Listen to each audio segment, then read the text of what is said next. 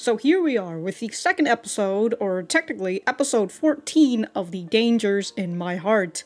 Last episode, Ichikawa is getting invited to Yamada's apartment, so we'll just have to see what's going to happen there. If you guys like the video, like the video. If you dislike it, dislike it. I do have my full length up on Patreon and early access to non-seasonal and some seasonal shows on the YouTube memberships. Other than that, let us get started.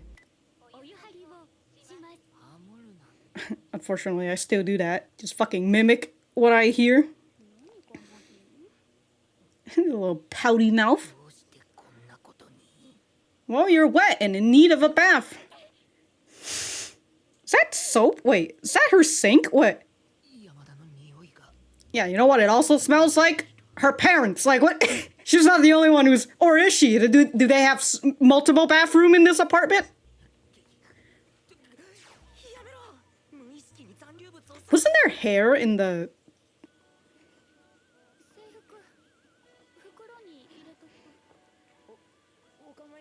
Look, they're just fucking roughing over his wet spot.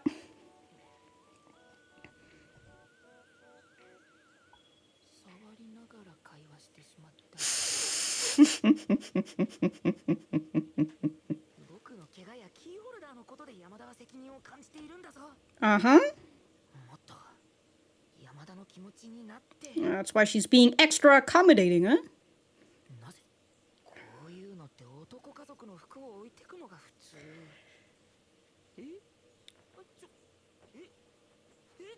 No underwear? Well, what do you want her to wear? What do you want you to... Well, I mean, damn, dude, she stole your underwear too? Woo! Someone's being the creep, huh?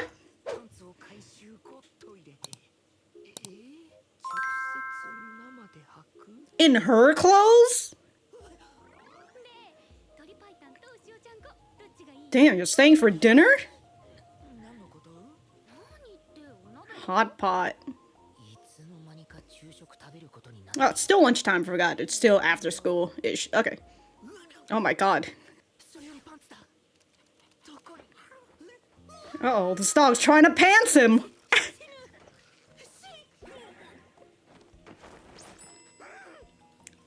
Oh my gosh, she give up. Yeah, down, boy, down!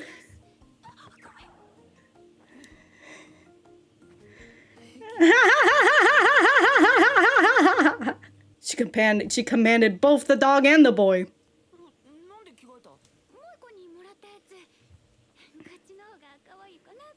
It's a bear with a beer moeka.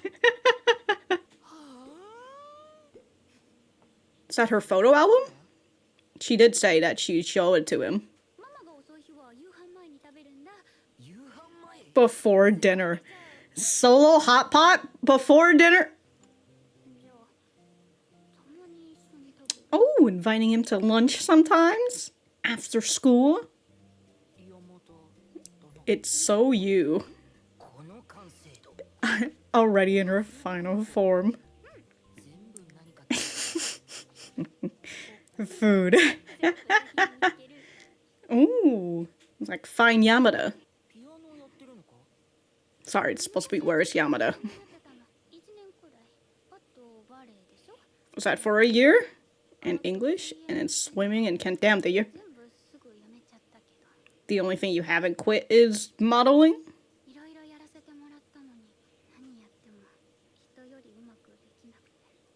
So to just immediately give up. She wants instant gratitude. Gratification. On the days I quit something. You know, that could get kids to pick up a bad habit. Of like, oh, if I quit, if I do something, I get favorite food.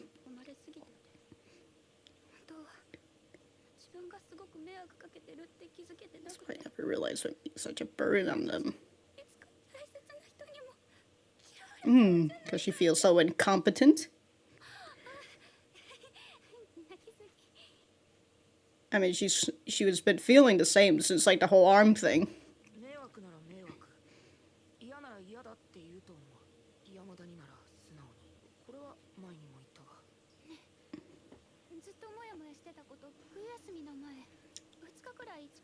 there were two.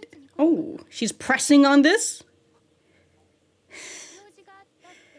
But did you really? Are you gonna continue the lie?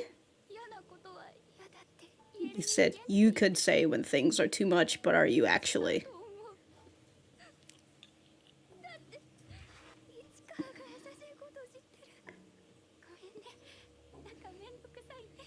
No. You're out here just talking about your true feelings. Oh, damn. Oh, nothing like a good crying session before Hot Pot. Kind of the same as Yamada, huh? Oh.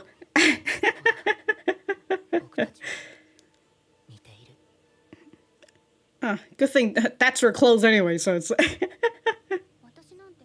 Oh, dude, that looks so good. Hot Pot right now. I wonder why.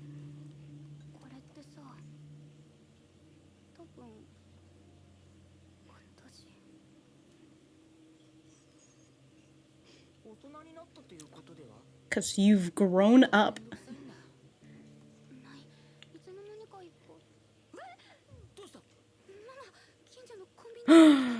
Uh-oh. Uh-oh. Mom's coming back. Is it your first time having guy friends? Uh-oh.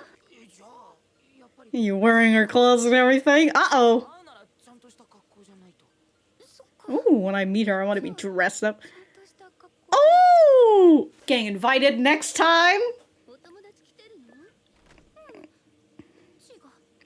This is not her shoes.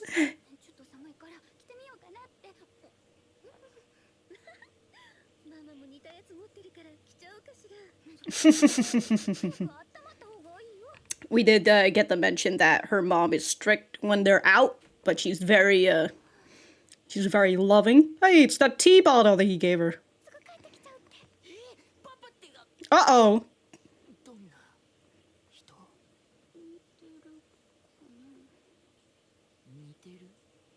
He's a bit like you. No. He's a bit like... Is that Hot Pot okay with you? Because she... And she's saying in third person.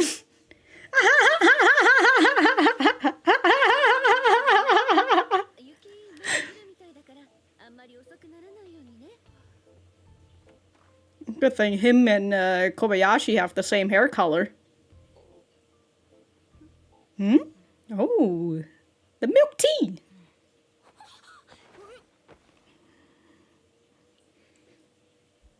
Damn, it's like last time when she was at his room. This is payback for last time. Oh my god. Ah! Sure, I've never lied to her before. That's right, grown-ups lie! A grown-up who refers to herself by her own name.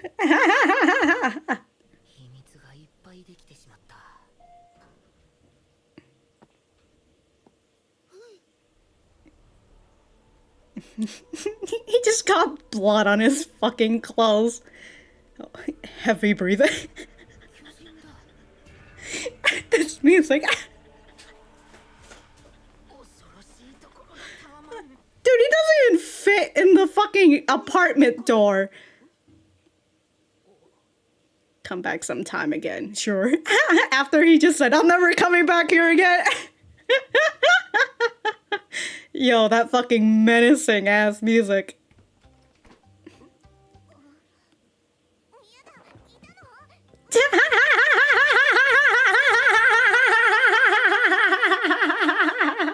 Man's eyes bled black.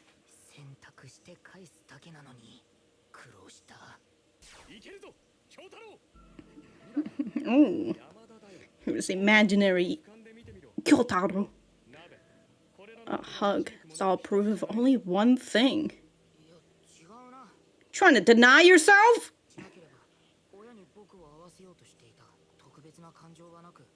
Because I'm nothing special. You call that being a friend? He's so confident. Me neither. But I know exactly what it means between you and Yamada.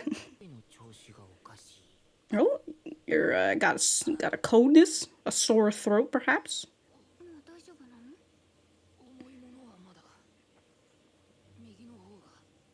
Oh, well, better put some muscle into that.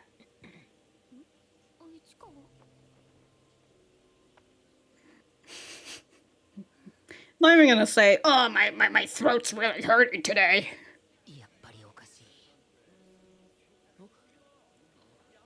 Just get some lime and make eye contact. Well, you can just text her. My throat hurts. Oh, we're going into the dojo. Fucking dumbass.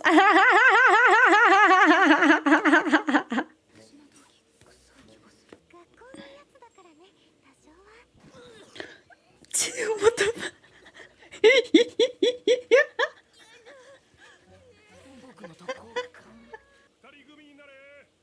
Hara. Is that Hara? God, I was going to say Kana, but Kana is Ichikawa's the sister. Kyotaro. Oh, she's coming on over to. Uh-oh.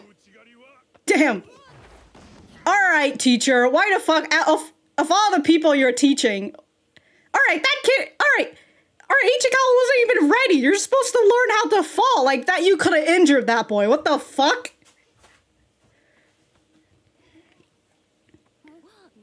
Oh, playing footsies out here.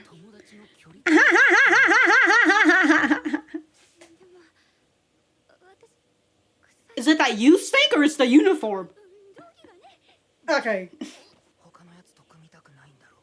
Yeah, then spar with me. Damn, dude, she just beat you down. Not even like any judo technique or anything. She just pushed you down. Oh? Kanzaki. I was gonna say Kentaro. She smells.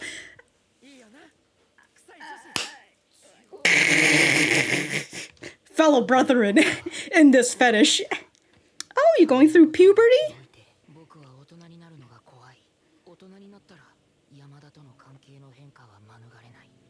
Why not? There's any way around this but through. That's right.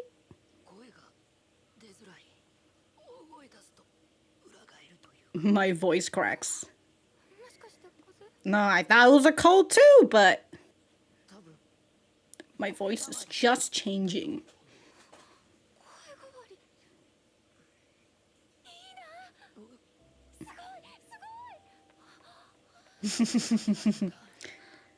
Well, once you... It's easy to tell when you grow up. Maybe the other one got bigger instead. Oh, now you're just stroking him. Sign of growing older, I never noticed.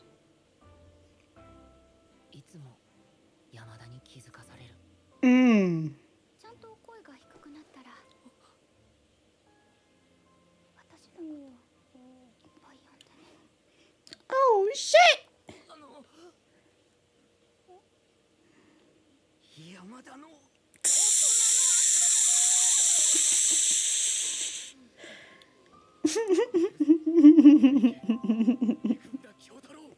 Yeah!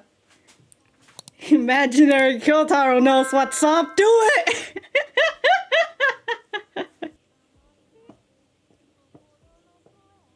Ah! Have that idea that, you know, we saw, not Yamada, since they're all Yamadas. That's Anna's dad. And that man's taller than a fucking elevator door. It's like, and like, Anna is taller than her mom when she's already in middle school and she's like taller than her mom already. Dude, the fucking tall gene really fucking kicked in. You know what? I did remember a part. Yeah, okay. The So I remember one specific scene, but they didn't show it. So, you know, if you want to see it, go read the manga. But I thought they were gonna do it, but I think they replaced it with the other scene. I'll talk about it once we get back to the center. Alright, so that was episode 14 of The Dangers in My Heart. Let me know what you guys think about it in the comments down below. You know that I always like talking to you guys. This episode was really nice, really good, great even. And it did something that I really like, which was it covered chapter 66, which is the judo part, and it's that chapter. When I first read it, I was looking over it again, and then just the way that the anime portrayed it, I do kind of like it a little bit better. But when I remember first reading it, it was one of the chapters that I thought was pretty meh, and it was kind of a chapter that was like one of my least favorite. And I don't know, I just couldn't figure out why. Seeing the way that they did it in the anime, I think that it was pretty nice. I didn't really felt anything that was much pretty meh about it, but also it's because, as with a lot of scenes that they have, because they're splicing, let me look, they're putting chapters 62 to 66. With chapter 66, they place before chapter 65 all the information that anime viewers do not give a single shit about. But I like the way that what was I talking about? Splicing all the stuff together, so they have to like cut out a few things. So the fact that they did just chop out just a couple things in the judo session, that's totally fine, and I'm okay with that. And it kind of goes after, if I remember correctly, it goes after this extra chapter where Ichikawa is thinking about like, oh, if I use a different detergent, then that's going to be trouble for her, because it's not like somebody just uses a different detergent from time to time or whatever. You know, it's like, hey, well, what if I just want to try something new? No. He's so concerned that he's like, I'm gonna cause trouble for her if I use my detergent, and, you know, somebody's gonna be a super fucking detective and figure out that this is the detergent that he uses all the time. Anyways, it goes into the next part where he basically retells her the story, and so she sniffs her clothes, and then she sniffs his clothes, and she's just like, I don't really see the difference in the whole detergent thing. Oh, actually, this is a part of chapter 65, and then they splice 66 into it, because we're still following the format of every day is like a full school day, kind of, instead of everything is like segment after segment. But we get into this part again where it goes back into the idea of smell, and the whole smelling theme is very clear. The present is here. We have seen Yamada sniff Ichikawa's clothes during the time where they swapped jerseys, if I remember correctly, and that's why her rice was on his jersey and whatnot. And then here in this judo scene, it's Yamada feeling concern about her smell because of the way that the judo uniform smells, which, understandable, right? If this is a uniform that a lot of people wear, it's gonna be potent. It's gonna be all pungent and shit.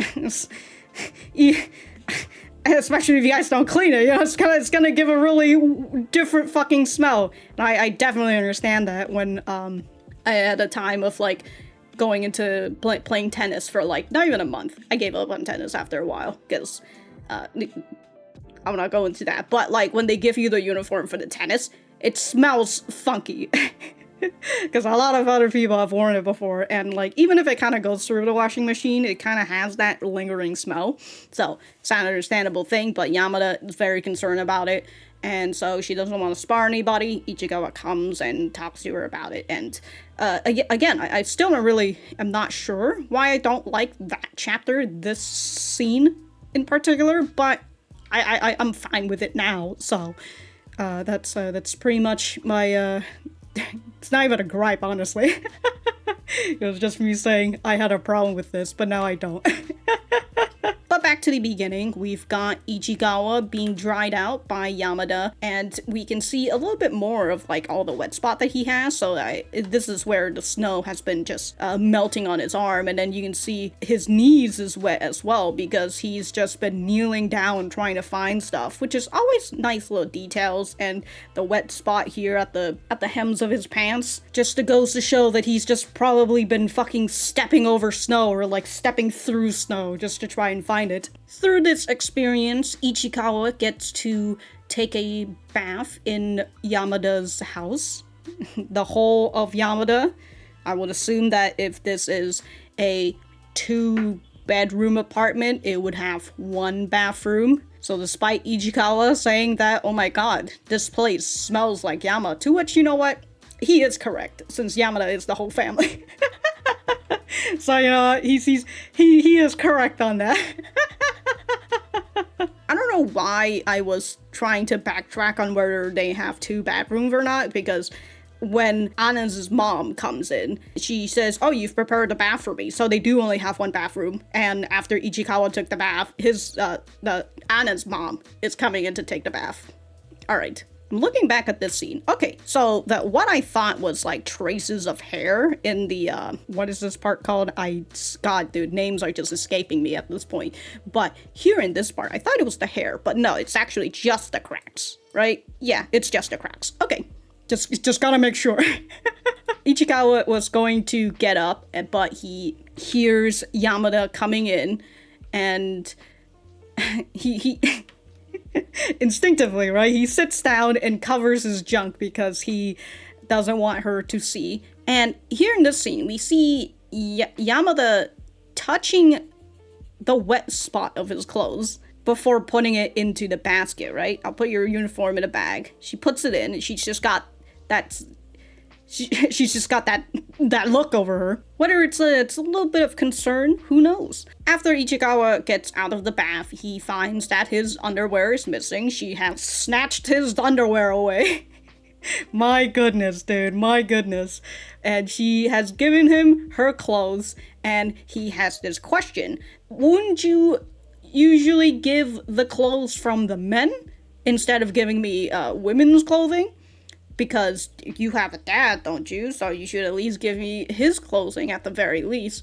And it's so funny because he asked that, and later on, as he makes his escape, he looks up and he sees this tall man whose face he can barely see because the elevator door is blocking the way, right? He's so fucking scared. Says that it's a fucking giant, and the music is so menacing. And I feel like we haven't really heard as much of a menacing music since episode 1, somewhere around there. So yeah, his eyes just looking, and it goes from his eye to the Yamada name tag. This boy is just running out via this man who is just, dude, his fucking head. Does he have to crouch for this whole entire thing of the apartment? Anyways, this is just to point out that this boy would never fit in this man's clothes. The literal only other option is just Anna's clothing. Alright, going back to the whole apartment stuff. Ichikawa comes out. He's commando under these uniforms. Which honestly kind of makes you wonder, like, what's this Yamada's plan this whole time? What's going on here? But he's naked this whole time. Well, he's not naked, but to him he feels like he's naked because he's not wearing any underwear, which understandable. But we've got this dog coming in trying to pants this boy, and immediately Yamada comes in. Oh, dude. So I was just thinking, I'm just like, did you give him a fucking wedgie or some shit? No. She's pulling it. She's all right. And I do like this scene just because, you know, the way that she's just like, no, stay down, boy, down. And both the dog and Ichikawa goes down. Very fun, very fun. But before they have a hot pot time, we get to see Yamada in her, her school year albums, her elementary year album, because she did tell Ichikawa that she was going to show it, and in just about every well, actually no, not just about every picture that they've got of her, it's just she's got food in her hand or in her mouth, whichever one. This gets Ichikawa more curious as he looks around the room and he notices this piano, and so he asks, "Do you play piano?" And she says, "I took lessons for a little while as a kid, for about a year." This proceeds her to talk about all these other things that she was that she tried to learn, but she ends up giving up because she feels like everybody is just so much better than her, and she can't, in the simplest term, she can't get good at it. So she gives up before she could even have any room to improve on it, which, you know, understandable. I mentioned that whole talk about tennis, and I played it for like a bit, but then I immediately gave up on it the moment they were like, all right, you know, instead of just any more training, we're gonna put you right straight into a fucking match, because, you know, that possibly could be the easiest place to learn and stuff, you know, I was gonna say sparring, yeah, tennis and sparring, playing a match with other people, but I felt like I wasn't ready, and I was just like, yeah, no, I fucking dunked out, and I just, I dipped out, and I just quit the tennis club after that, because I just didn't want to do it. And as kids, I feel that there's a lot of things that we take up and then we kind of give up on, if you are given the opportunity anyways. But yeah, I do feel that kind of goes a lot for a lot of kids until you find something that's like very much your passion and you are like locked onto it, or whether you get into something and you realize that you're really good at it and then other people praise you about it, so that you continue that pursuit because you want that praise, whichever one. And for Yamada, perhaps that's the reason why she decides to join modeling, right? Becoming a model and all that, because she feels like that is something that she's good at.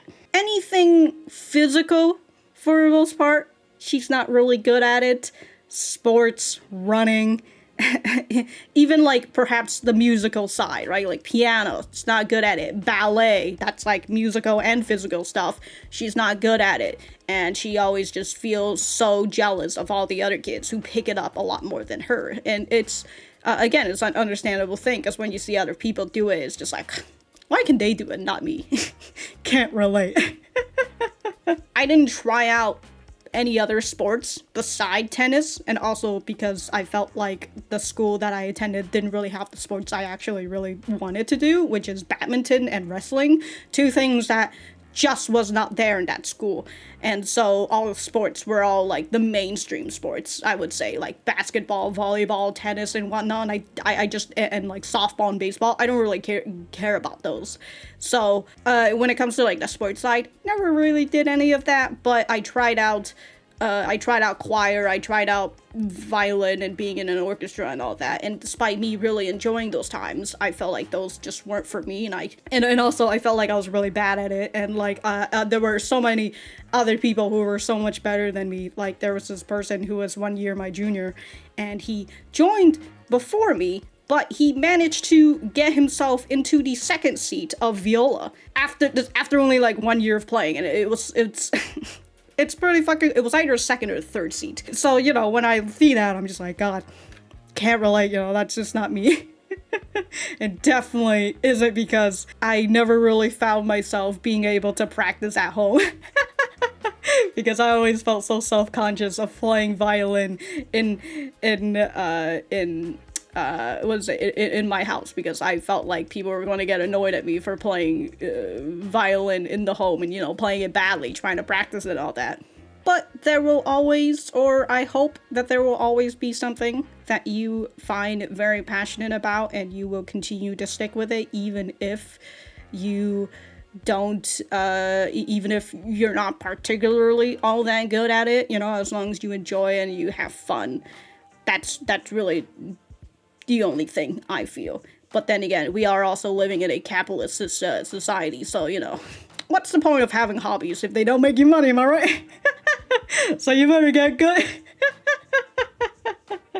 Anyways, what was I talking about? Oh, Yamada. Okay, so Yamada goes into a bit of a sad speech because she's still, she's still emotionally sad, because especially after hearing the whole point of the reason why Ichikawa broke his hand in the first place, or his arm in the first place. And so she mentions that she is surrounded by so many great people. That's why I never realized when I'm being such a burden on them. So at this rate, one of these days, I'm going to make the people I care about hate me. Oh, look at me, all teary-eyed eye. And it's a genuine fear, right? Especially if you feel like I'm such a fucking failure, but the people around me are so nice to me. And what will happen if I keep failing?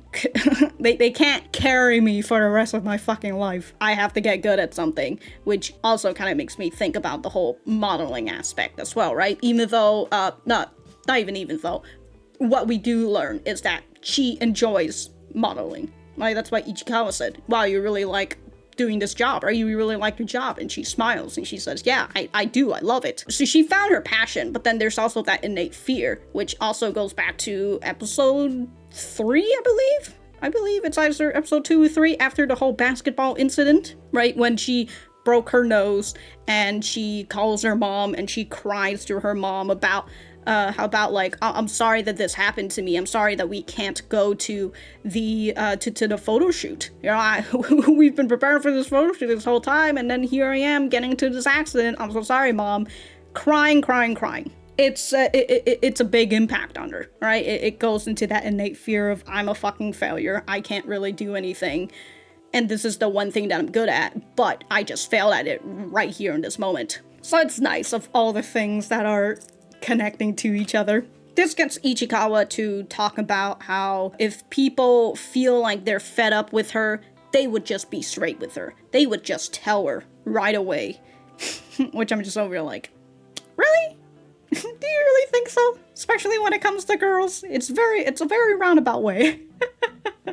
And not just girls, I feel like guys tend to do that as well. Yeah, he makes that mention, and he puts himself forward, and he says, look, that's me, right?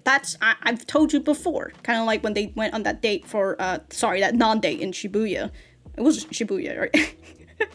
And he tells her that, hey, I'm a very straightforward guy. If I don't like something, I will say it. And that gets Yamada thinking, and she wonders about that time when he avoided her for 2 days, when you didn't go to the library for 2 days. And you said that you were busy. Were you really busy? Right? And she has that suspicion in her mind this whole time. And now that he puts it out, she goes and she asks him straight out. And I thought that that's very funny that Ichikawa says, hey, I'll be straight with you about this. And if I don't like it, I'm gonna say it. But in the end, it was him who lied, and it was Yamada who was being straight with him, right? When she chased him down, and after the whole him not going to the library thing, and her asking him, hey, what's wrong? Did I get you angry? Did I make you angry? God, English, what the fuck's going on? Yet again, another nice detail that I very much enjoy. And again, with Yamada straight out asking him about this, right? Like, did you lie to me about this whole thing? And this forces Ichikawa to stand up, give her a nice little hug, and tell her that, yeah, I fucking lied about it. Yeah, I didn't want to get hurt. I'm sorry I lied. I just didn't have it in me. Yeah, I didn't want to hurt. I didn't want to get hurt. And so I closed myself out from it all. I was just afraid of being hated, which is the same thing that Yamada has, right? They both share very similar traits despite being very different from one another. As I said, after a good cry session, having some nice hot pot is always good. And Yamada questions herself, right? Like, I've been this way my entire life, so why am I suddenly worried about things now? I guess it's probably because and she blushes, so it's up to the viewers to be like, oh yeah, it's probably because you've got a crush on him now. But Ichikawa doesn't recognize it. He says, could be because you're grown up. Grown-ups, they worry and all that. And we are introduced with the idea of adolescence growing up into adulthood. And it's, the whole idea of coming of age. It's a very scary thing, as Ichikawa mentions later on, right? I'm afraid of growing up. And also because once we grow up, I can't have the same relationship with Yamada anymore. And I really hate that idea. But also, this is a romance thing, so understandable, because he does have a crush on her. He knows that he likes her, but he still can't really recognize that she likes him. So he knows that when they grow up, he can't continue on with this crush and still just be her friend, which is an understandable thing. I just have a gripe with it in general, just because, there are people out there thinking that a boy and a girl can't be friends with one another. Pisses me off, but that's neither here nor there. We're not talking about that. We're talking about if the person has supposedly a one-sided crush on the other person. You know what? With Ichikawa complaining about how when they become adults, he can't maintain the same relationship with her anymore. Come on, man. Lesbians, they ride that shit out all the way through, though. Useless, I say, useless.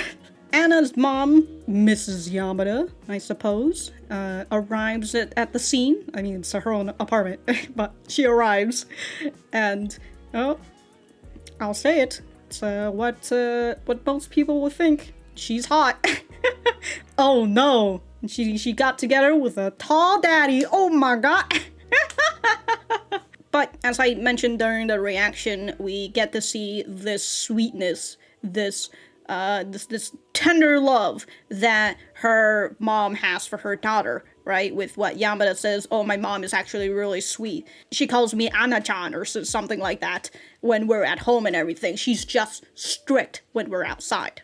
And I love that she bursts into Anna's room and talks about like, oh, was that hot pot okay for Kobayashi, right? She doesn't have any allergies because, as we learn, Kobayashi is allergic to snack food, which at this point just means that she's allergic to everything. What the fuck does she eat?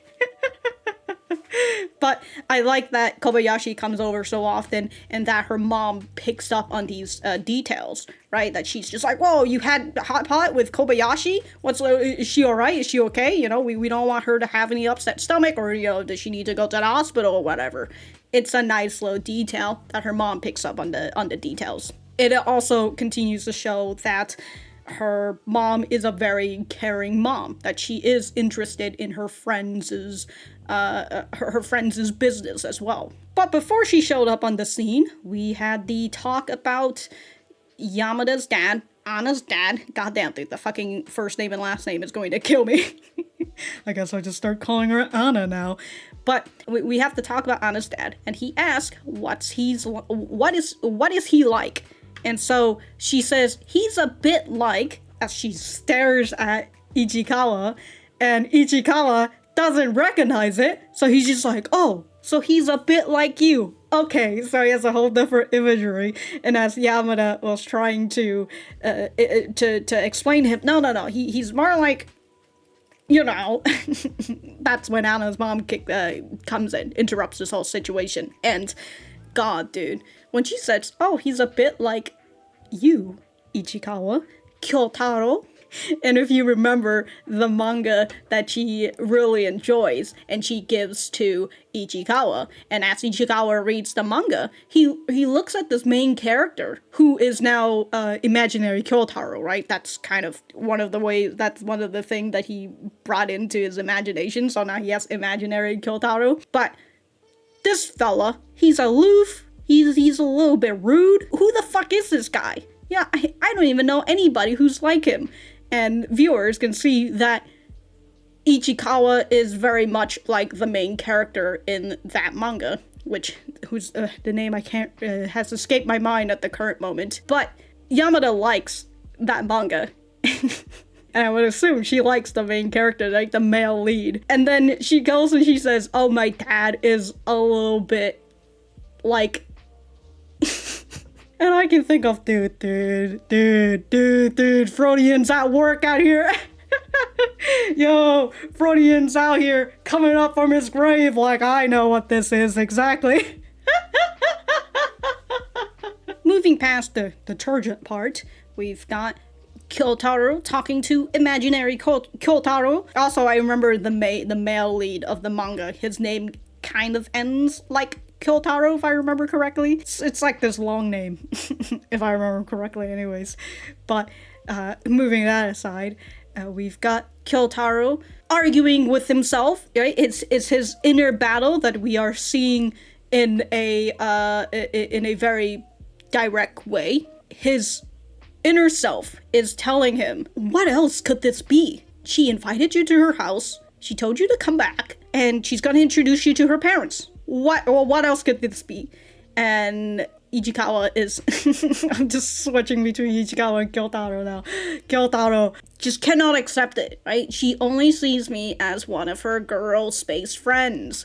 That's all there is to it. Imaginary Kyotaro gets a little upset, right? He's like, you call that being a friend? And once Kyotaro deflects it and tosses it back at him, like, hey dude, I don't even know what having friends is like. And Imaginary Kyotaro, with such confidence, is like, me neither. But like, even I know that this is not how normal friendship is. But we've got Ichikawa, still saying Ichikawa, is free from his cast, but he realized that something's wrong with his voice. And at first, could be a cold, you know? He has been outside in the snow for a while, he was damp and wet, so simply could be a cold, like last time. We also have this mention where he talks about how since his arm's been in cast, his right arm got really skinny and his left arm is now a lot thicker than his right arm. To which, you know, one could make a joke that he went left-handed for certain other things, but this is just him showing it off to Yamada. After Ichikawa mentions that his voice is changing, that he's growing up, as what he mentioned to Yamada, right? Maybe you're just growing up, and here's Ichikawa growing up as well. And so that got her to think, right? Your arms, maybe this one didn't get skinny, but this one got bigger instead. Out here stroking his arm and everything. So it's the idea that he's growing up, and since his hand is in that cast, you know, it was compressed and all that, so didn't really get the chance to grow up. Is this how anatomy works? I mean, I know that when your hand's in a cast, you know, it's gonna be a lot wider as well, because, like, it hasn't really seen the sun in a while.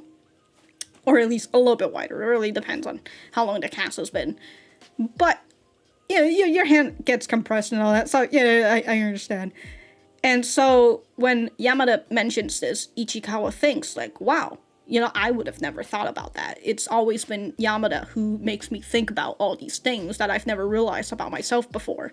It's always nice. But all the way before that, with Ichikawa talking about how, oh, my voice is changing, he goes into that idea of, I hate changing. I hate change. I don't want to grow up. This is, you know, things that a lot of kids would want. Either that or they want to become an adult. And then by the time they're an adult, they're probably going to be like, God, I wish I was a kid again. When I didn't have any responsibilities. As he goes and he says, you know, oh, my voice is changing. Yamada hears that, and she is amazed by it. She's just like, wow, that's really good. You're growing up. And, like, boys, when they grow up, their voice get deeper and they grow facial hair and everything, and that really showcases that they are, in fact, grown up. To which, you know what, I think that's just them growing up physically, but I don't know about the mentally part. But either way, she is very happy that Ichikawa's out here growing up, and also she's going to hear his new voice as he sheds, and I would assume that we are going to hear a difference, even if it's just a tiny bit in Ichikawa's voice, which is going to be really nice, because that's something that you don't get to hear in the manga, right? Because it's just a freaking manga, and it's not voiced or anything. So it will be nice to hear the difference, if there's going to be a difference. I mean, they have been putting a lot of details into this whole thing, so it would be nice if they showcase it, right? Once this voice comes out of its crackly cocoon and whatnot, we're going to hear a bit of a deeper voice, Kyotaro. Kyotaro Ichikawa. So overall, I really enjoyed this episode. It brings up that topic of growing up and change, which is something that we will most often see when it comes to stories about adolescence and all that, right? It's a coming of age sort of spiel. So I enjoy that. And, you know, I had that whole fucking talk about change and whatnot in the series somewhere in one of those episodes. And it's the idea of like, you don't have to like change, but change is coming, whether you like it or not. But if I have anything else to say, I will write it in the description down below. Thank you guys for sticking around, and I will see you guys in the next video.